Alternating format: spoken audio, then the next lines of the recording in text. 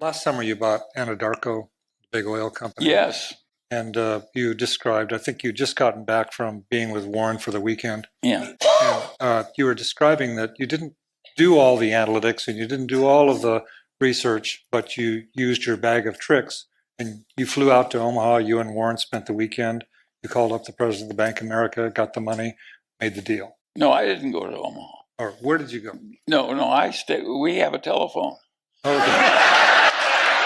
Okay. You talked. Okay, you talked to Warren about it. Anyway. Yeah, but you made it in about 2 days, and it was like no. Okay. Warren didn't need. Warren and I have been together so long that just one grunt we can speak a volume. and no, it's perfectly obvious the Permian Basin is our number one oil reservoir, and we don't have another like it. And it's perfectly obvious you have a preferred stock that you have an advantage over everybody else, and plus an upside. And so we've done this kind of thing before too. So of course we did it, and it's not very difficult. But you're right. There are all kinds of organizations, endless due diligence, and we knew enough to act. You don't need perfect.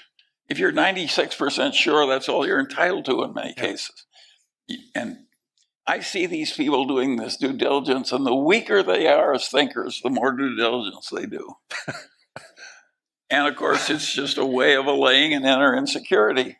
And of course, it doesn't work. You've got to be able to quickly understand how much brains does it take to know the Permian Basin is America's best oil reserve? It's layer after layer after layer. You know, there is nothing like comparable. Yes. And if you have an 8% dividend off the top from a perfectly reputable place of very talented people, the woman who runs that is a production engineer. She's good. And they get better results in that shale than other people. And so it's a no-brainer. At least it's a no-brainer if you don't make it hard. But I see people, in America now, they do these leverage buyouts. And these firms do what they call due diligence. And they will send armies of young lawyers out at high rates per hour to riffle through all the purchasing orders at a place like Esri. My point is, Esri wouldn't. No. You don't have to look through the purchasing orders to know that Esri is a good business. And I don't think people are that insecure mentally ought to be in positions of decision-making power.